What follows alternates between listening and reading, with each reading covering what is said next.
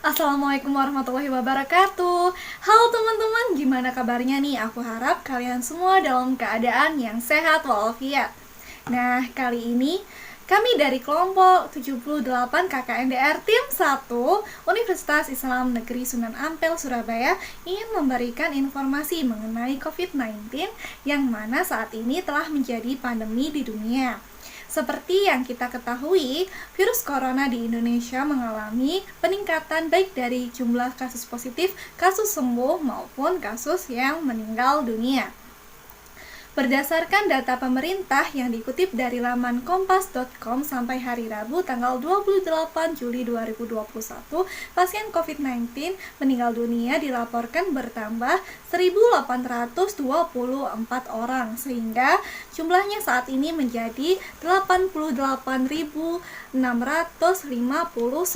kasus kematian akibat COVID-19 di tanah air. Selain itu, pemerintah juga mencatat jumlah kasus positif COVID-19 hingga hari ini ada 3.287.727 kasus COVID-19 sejak pemerintah pertama kali mengumumkannya pada tanggal 2 Maret 2020. Sementara itu, pasien COVID-19 yang sembuh jumlahnya saat ini menjadi 2.640.676 orang. Dan kasus COVID-19 telah menyebar di 510 kabupaten atau kota di seluruh provinsi Indonesia. Maka dari itu, perlu adanya upaya pencegahan yang harus diterapkan agar pandemi ini dapat cepat teratasi. Dan sebelum itu, mari kita pahami terlebih dahulu mengenai apa sih COVID-19 itu, apa penyebabnya, bagaimana gejalanya, apa saja variannya, dan bagaimana cara pencegahannya. Nah, yuk kita simak sama-sama. Apa sih COVID-19 itu? COVID-19 adalah singkatan dari kata CO, corona, VI, virus, dan D, disease. Sedangkan angka 19 mewakili tahun saat penyakit itu ditemukan, yakni akhir tahun 2019. Coronavirus adalah kumpulan virus yang bisa menginfeksi sistem pernafasan. Pada banyak kasus, virus ini hanya menyebabkan infeksi pernafasan ringan seperti flu. Namun, virus ini juga bisa menyebabkan infeksi pernafasan berat seperti infeksi paru-paru atau pneumonia.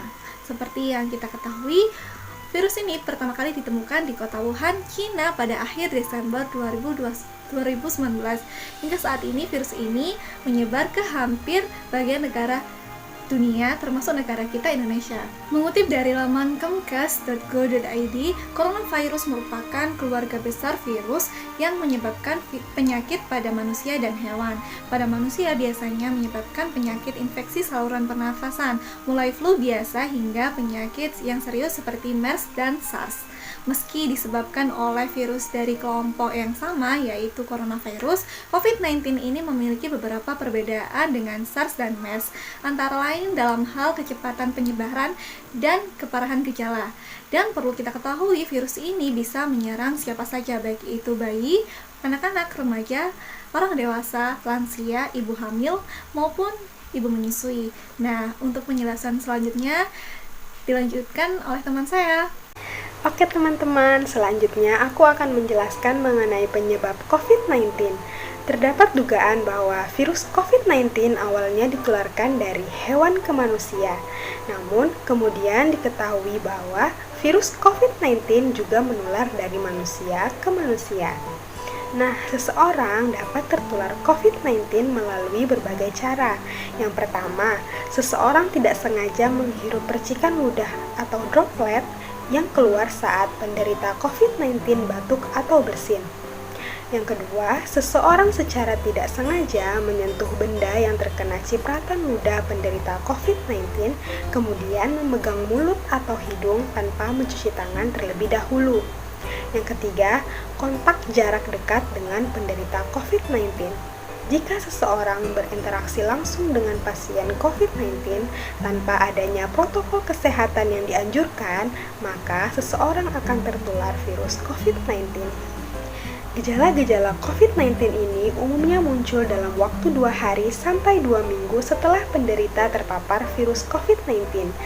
Sebagian pasien yang terinfeksi virus COVID-19 mengalami happy hypoxia, di mana kondisi ini pasien mengalami penurunan oksigen tanpa adanya gejala apapun.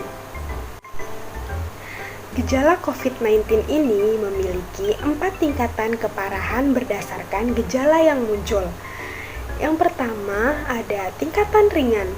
Pasien COVID-19 dikategorikan mengalami gejala ringan apabila merasakan salah satu atau beberapa keluhan seperti demam, batuk, sakit tenggorokan, hidung tersumbat, malaise atau perasaan lelah, sakit kepala, nyeri otot, mual dan muntah, diare, kehilangan indera perasa, dan penciuman atau anosmia.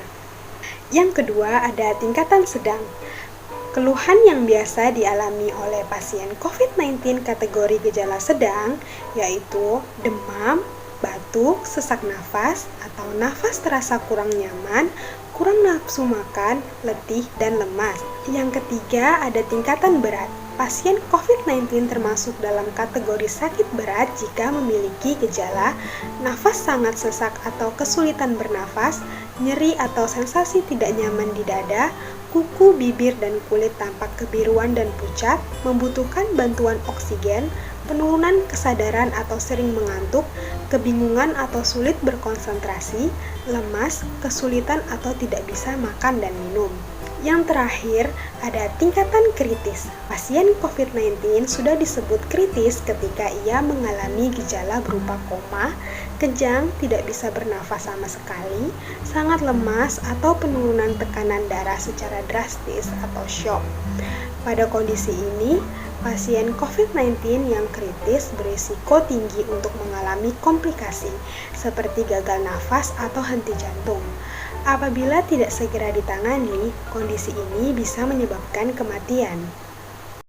Selanjutnya, di sini saya akan menjelaskan tentang varian-varian COVID yang sudah masuk di Indonesia. Menurut artikel dari kompas.com yang ditulis oleh Holly Kartika Nurwigati Sumartiningtyas, virus corona terus bermutasi sejak pandemi penyakit yang kemudian disebut COVID-19 ini merebak awal tahun 2020 lalu. Varian-varian virus corona ini pun mulai menyebar ke seluruh dunia, termasuk juga di negara kita, yaitu Indonesia. Kementerian Kesehatan telah mengkonfirmasi adanya 3 varian virus baru yang telah masuk di Indonesia. Ketiganya di antara lain berasal dari Inggris, Afrika Selatan, dan juga dari India, yang biasa disebut dengan virus Alpha, virus Beta, dan virus Delta. Nah, varian pertama yang akan saya bahas adalah varian Inggris B117 atau yang biasa disebut dengan virus Alpha. Varian B117 adalah salah satu mutasi virus corona yang pertama kali muncul di Inggris. Kendati telah melakukan lockdown dengan ketat, namun akhirnya varian virus corona Inggris ini menyebar ke sejumlah negara di dunia, termasuk juga di Indonesia. Seperti diberitakan kompas.com Kamis 1 Mei 2021, varian virus corona B117 dari Inggris ini teridentifikasi di Indonesia untuk pertama kalinya pada awal Maret 2021. Ditemukan 6 kasus yang terbesar di Jawa Barat, Sumatera Selatan, Sumatera Utara, Kalimantan Timur, dan Kalimantan Selatan. Mutasi virus Alpha yang pertama kali terdeteksi di wilayah Kent, Inggris ini adalah salah satu varian yang dikhawatirkan terutama di kalangan peneliti di Inggris. Sebab seperti diberitakan kompas.com Kamis 4 Maret 2021, mutasi virus pada varian ini membuatnya lebih mudah memasuki sel manusia. Yang artinya jika seseorang menghirup udara yang mengandung partikel virus corona di dalamnya, maka partikel ini akan lebih mungkin masuk menginfeksi beberapa sel di sinus atau hidung dan akhirnya masuk ke paru-paru. Varian Afrika Selatan B1315 atau biasa disebut varian Beta, untuk pertama kalinya varian virus Afrika Selatan ini terdeteksi di Teluk Nelson Mandela pada Oktober 2020. Diberitakan Kompas.com, Kamis 6 Mei 2021, mutasi corona dari Afrika Selatan ini disebut dapat mempengaruhi netralisasi beberapa antibodi. Namun demikian, varian B1315 yang belum lama ini terdeteksi di Indonesia belum diketahui apakah mampu meningkatkan risiko keparahan COVID-19 di Indonesia. Sama halnya seperti varian B117 yang dari Inggris, varian virus corona Afrika Selatan disebut juga memiliki kemampuan menular lebih cepat. Gejala COVID-19 dari infeksi varian virus corona Afrika Selatan ini tidak jauh berbeda dengan infeksi COVID-19 pada umumnya, tetapi mutasi dari varian ini tergolong cukup berbahaya. Sekarang kita akan membahas tentang varian virus yang terakhir, yaitu varian dari India, B1617 atau yang biasa disebut dengan varian Delta. Lonjakan kasus infeksi virus corona di India membuat negara mengalami tsunami COVID-19 yang mengerikan. Mutasi virus corona ini membuatnya lebih menular dan menyebabkan penyakit yang lebih parah, serta menghindari kekebalan yang dibuat oleh vaksin. Varian virus corona India ini dilaporkan telah masuk ke Indonesia, seperti diberitakan Kompas.com, Kamis 20 Mei 2021, Kepala Seksi Surveilan dan Imunisasi Dinas Kesehatan Provinsi Jakarta, Nabila Salama, mengatakan varian COVID-19 India B1617 terkonfirmasi ada di satu wilayah di DKI Jakarta. Satu kasus dengan varian mutasi dari India itu diketahui terjadi akibat transmisi lokal, bukan kasus impor dari luar negeri. Adapun gejala COVID-19 yang disebabkan infeksi dari varian virus corona India ini antara lain seperti batuk terus-menerus, suhu tubuh tinggi, hingga kehilangan indera perasa dan penciuman. Data Pusat Pengendalian Penyakit melaporkan bahwa 3 varian virus COVID-19 ini memiliki daya tular yang lebih tinggi daripada virus aslinya. Ketiga varian inilah yang diduga menjadi penyebab lonjakan besar kasus baru COVID-19 di sejumlah negara. Dampak dari lonjakan ini dikhawatirkan menyebabkan layanan kesehatan membludak dan menimbulkan angka kematian yang tinggi. Sementara sumber daya seperti tempat tidur, ICU, ventilator, dan juga staf perawat terbatas jumlahnya.